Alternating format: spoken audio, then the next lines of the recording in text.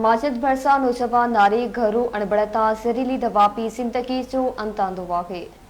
बठेगोट में 22 वरे जी नारी रुखसार धीअ याकूब खुमान ज़हरीली दवा पी आपघात करे छॾियो आहे।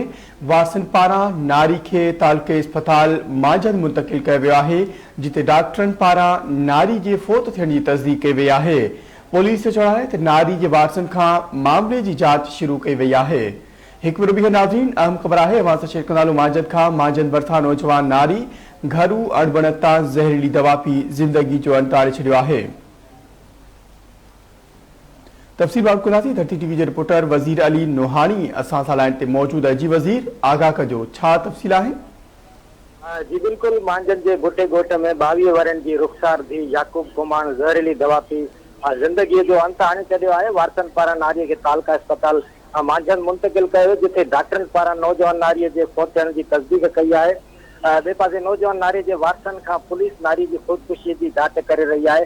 ॿिए पासे नारीअ जो लाश घर पहुचण ते घर में कोहराम मची वियो। जी वॾी महिरबानी आगाह करण लाइ।